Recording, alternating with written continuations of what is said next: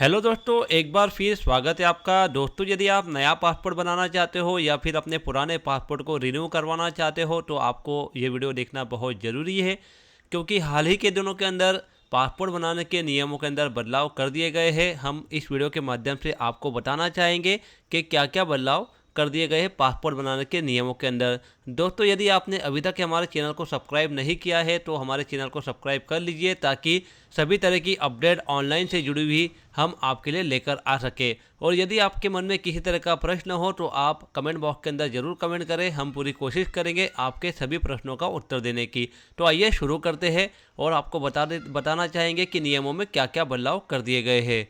तो दोस्तों, अभी हम यहाँ पर पासपोर्ट के लिए अप्लाई कर रहे हैं और हम यहाँ पर देख सकते हैं कि हम यहाँ पर सेल्फ डिक्लेरेशन वाले कॉलम में आ गए। हमने सारी जानकारी भर दी है। पासपोर्ट बनाने के लिए नया पासपोर्ट बनाओ या फिर आप रिन्यू करो, आपको सारी प्रोसेस कंप्लीट कर लेना है जैसे अभी तक के चलते आ रही थी। तो हम यहाँ देख सकते हैं कि हमने पासपोर्ट का टाइप सिलेक्ट किया था, एप्लीकेंट डिटेल भर ली है, प्रेजेंट रेजिडेंशियल एड्रेस भर लिया है, family details, emergency contact, identity certificate, passport details वगैरह अगर होगी तो अदर डिटेल्स और पासपोर्ट डिटेल वेरिफिकेशन। उसके बाद यहाँ पर सेल्फ डिक्लेरेशन हमने सबमिट कर दिया है। उसके बाद हमारे सामने इस तरह का एक ऑप्शन आ गया है सेल्फ डिक्लेरेशन का। अब यहाँ पर हमें ऑप्शन दिखाई दे रहा है कि प्रूफ ऑफ बर्थ। तो हम यहाँ पर बर्थ प्रूफ के लिए क्या क्या डॉक्यूमेंट दे सकते हैं, इसके अंदर बदलाव किए गए हैं। और दोस्तों, अभी तक के ऐसा चला आ रहा था कि आप जो है प्रूफ ऑफ बर्थ के अंदर जो है आधार कार्ड दे सकते थे, तो आधार कार्ड वहाँ पर एक्सेप्ट किया जा रहा था प्रूफ ऑफ बर्थ के अंदर। लेकिन हाल ही के दिनों के अंदर हमने हमारे पिछले वीडियो के अंदर बताया था कि आधार कार्ड जो अब डाउनलोड किए जा रहे हैं उसके ऊपर जो है यहाँ पर लिखा हुआ आ जा रहा है आधार कार्ड के ऊपर कि आधार जो है वो जन्म का प्रमाण नहीं है। तो इसलिए जो है अब पासपोर्ट बनाने के नियमों के अंदर भी आधार जो है वो आप date of proof of birth के लिए नहीं यूज़ कर सकते हैं। तो आपको यहाँ पर एक चीज़ ध्यान में रख लेना बहुत ज़रूरी है कि आप अभी तक के जो है केवल आधार के ऊपर पासपोर्ट बन जा रहे थे। ओनली आधार ही डॉक्यूमेंट ऐसा था जो हम प्रूफ ऑफ बर्थ में और प्रूफ ऑफ एड्रेस के अंदर देते आ रहे थे। लेकिन अब जो है आपका आधार जो है प्रूफ ऑफ बर्थ के लिए नहीं चलने वाला। हम यहाँ पर आपको बताना चाहेंगे, हमने यहाँ पर प्रूफ ऑफ बर्थ के डॉक्यूमेंट्स चेक कर रहे हैं। यहाँ पर अलग अलग यहाँ पर ऑप्शन दिए जा रहे हैं। उसमें आपको बर्थ सर्टिफिकेट आप चाहो तो यहाँ पे लगा सकते हो, आपका जॉब सर्विस कार्ड लगा सकते हो, आप चाहो तो यहाँ पर ड्राइविंग लाइसेंस लगा सकते हो जिसके ऊपर आपकी डेट ऑफ बर्थ लिखी होती है, आप चाहो तो यहाँ पर इलेक्शन का आपका वोटिंग कार्ड लगा सकते हो, आप यहाँ पर अपना पैन कार्ड यूज़ कर सकते हो, या फिर आपके पास में आपके 10th की मार्कशीट या फिर आपका टीसी वगैरह होगा वो भी आप यहाँ पर अपलोड कर सकते हैं, या फिर आप उसको सिलेक्ट कर सकते हैं as a proof of birth. तो आपको मैं यहाँ बताना चाहूँगा कि पासपोर्ट के लिए जो अगर आप अप्लाई करना चाहते हो तो आपको केवल आधार की ज़रूरत नहीं है। आपको आधार के साथ में कम से कम एक डॉक्यूमेंट चाहिए जो आपके प्रूफ ऑफ बर्थ के लिए काम में आ जाए। तो मैं आपको यहाँ बताना चाहूँगा कि सबसे आसान प्रूफ ऑफ बर्थ जो होता है या तो आपका बर्थ सर्टिफिकेट होगा, या फिर आपका पैन कार्ड, या फिर आपका वोटिंग कार्ड। और अगर हो सके तो फिर आप अपना ड्राइविंग लाइसेंस भी बनवा लीजिए, तो आपका जो है प्रूफ ऑफ बर्थ के अंदर ये सारी चीज़ें काम में आ जाएगी। जनरली क्या होता है कि आपका वोटिंग कार्ड और पासपोर्ट, या फिर अगर आप माइनर हो, 18 साल से कम की उम्र है आपकी, तो फिर आप वहाँ पर जो है अपना बर्थ प्रूफ के लिए बर्थ सर्टिफिकेट यूज़ कर सकते हो, या फिर आप जो है 10 की मार्कशीट या फिर अपना अपना एलसी या टीसी वगैरह आप यूज़ कर सकते हो। ये नियमों के अंदर बदलाव किया गया है। पहले यहाँ पर ओनली आधार भी चल जाता था, लेकिन अब आधार यहाँ पर एक्सेप्ट नहीं हो रहा है। अब हम यहाँ पर बात करेंगे proof of residential address, proof of present residential address. यहाँ पर देख लीजिए सबसे ऊपर आधार का ही ऑप्शन है।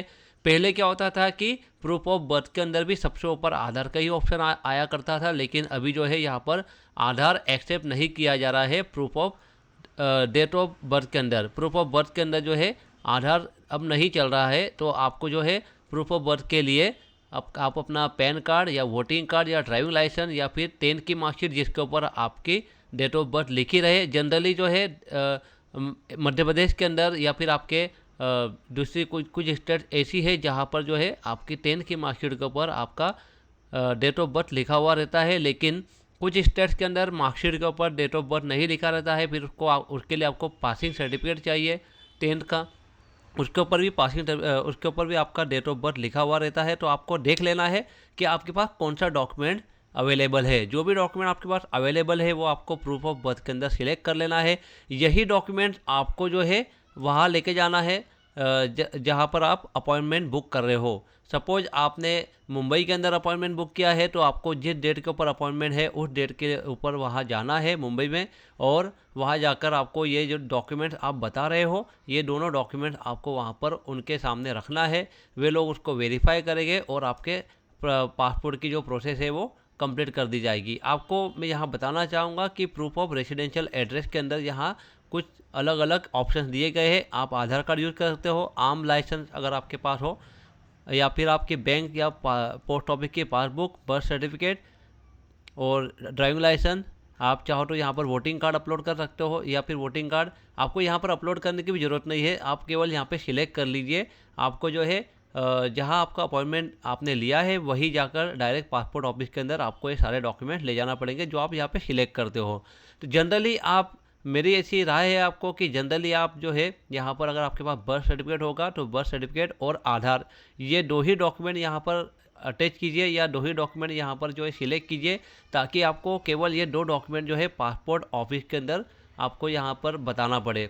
और अगर आपने जो यहाँ पर अलग अलग डॉक्यूमेंट सिलेक्ट करे हैं, जो भी डॉक्यूमेंट आप यहाँ पे बता रहे हो, जो भी सिलेक्ट कर रहे हो वही डॉक्यूमेंट आपको जो है पासपोर्ट ऑफिस के अंदर, पासपोर्ट सेवा केंद्र के अंदर आपको ले जाना होगा।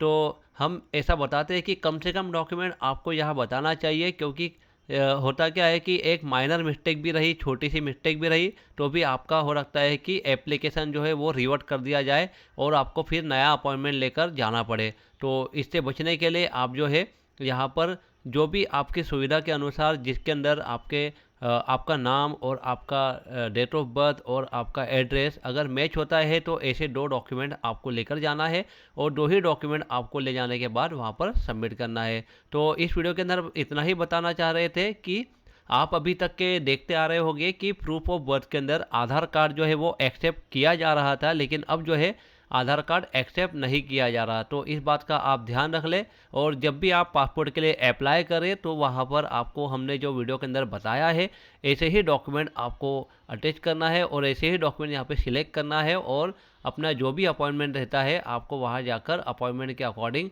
वहाँ पर आपको अपने डॉक्यूमेंट ले जाना है। मैं उम्मीद करता हूँ कि वीडियो में आपको सब कुछ अच्छे से समझ में आ गया होगा। यदि आपको वीडियो पसंद आता है तो वीडियो को लाइक करें, शेयर करें और हमारे चैनल को सब्सक्राइब करना ना भूलें। Thank you.